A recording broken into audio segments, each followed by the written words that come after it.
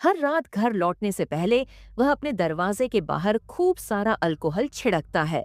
सूरज ढलने से पहले वह दरवाजों और खिड़कियों पर मोटी स्टील की चादरें कसकर बंद कर देता है ताकि अंदर जरा सी भी रोशनी न आए।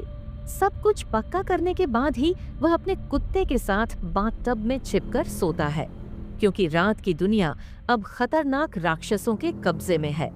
3 साल पहले एक घातक वायरस पूरी दुनिया में फैल गया था। जो लोग संक्रमित हुए वे भयानक राक्षसों में बदल गए। ये राक्षस बेहद आक्रामक थे और धीरे धीरे इंसानों की संख्या बहुत कम हो गई। बहुत कम लोग ऐसे थे जिन पर वायरस का असर नहीं हुआ। उन्हीं में से एक है रॉबर्ट नेविल, जो कभी एक वैज्ञानिक था। अच्छी बात यह है कि ये राक्षस धूप से डरते हैं, इसलिए रॉबर्ट दिन में बाहर निकलकर खाना और सामान इकट्ठा करता है। सुनसान सड़कों पर वह अपनी कार तेज दौड़ाता है, कभी कभी शिकार भी कर लेता है। उसके पास बंदूक है जिससे वह अपनी रक्षा कर सकता है, लेकिन शाम होते ही उसे हर हाल में घर लौटना पड़ता है। 3 साल से वह बिल्कुल अकेला जी रहा है। उसका सिर्फ एक साथी है, उसका वफादार कुत्ता। रॉबर्ट ने रेडियो पर संदेश छोड़ रखा है कि वह जिंदा है, शायद कोई और बचा हुआ इंसान उसे सुन ले। हर दिन दोपहर में वह एक जगह खड़ा होकर उम्मीद करता है कि कोई तो आएगा। एक दिन उसका कुत्ता एक हिरण के पीछे भागते भागते एक अंधेरे गोदाम में घुस जाता है।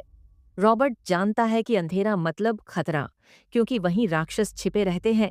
फिर भी वह अपने कुत्ते को बचाने अंदर चला जाता है। अंदर उसे खून के निशान दिखते हैं।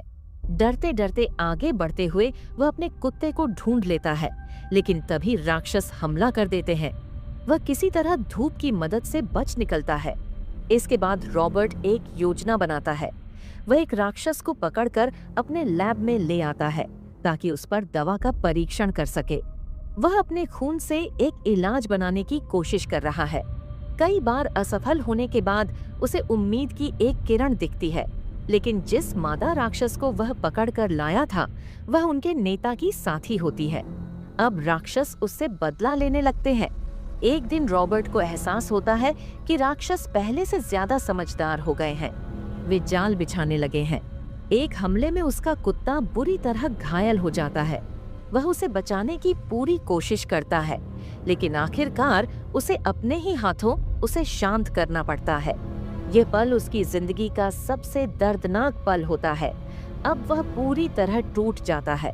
इसी बीच एक दिन उसे एक महिला और एक छोटा बच्चा मिलते हैं जो अभी तक संक्रमित नहीं हुए। वे बताते हैं कि कहीं और बचे हुए लोगों का एक सुरक्षित ठिकाना है। रॉबर्ट को पहले भरोसा नहीं होता, लेकिन हालात तेजी से बदलने लगते हैं। राक्षस उसके घर तक पहुंच जाते हैं। जबरदस्त हमला होता है। रॉबर्ट महिला और बच्चे को अपनी लैब में ले जाता है। तभी उसे पता चलता है कि जिस मादा राक्षस पर उसने दवा का परीक्षण किया था उसमें सुधार के संकेत दिख रहे हैं, मतलब इलाज काम कर सकता है। लेकिन राक्षस दरवाजा तोड़ने ही वाले होते हैं। रॉबर्ट अपना खून निकालकर महिला को दे देता है और उसे बच्चे के साथ सुरक्षित रास्ते से भागने को कहता है। फिर वह आखिरी बार अपने परिवार की तस्वीर देखता है और खुद को बलिदान कर देता है ताकि इलाज बच सके। आखिर में महिला और बच्चा सुरक्षित ठिकाने तक पहुंच जाते हैं। रॉबर्ट का बलिदान बेकार नहीं जाता। उसके खून से इंसानियत को फिर से जीने की उम्मीद मिलती है। अगर आपको ऐसी मूवी एक्सप्लेनेशन पसंद है तो वीडियो को लाइक, शेयर और चैनल को सब्सक्राइब करना मत भूलिए।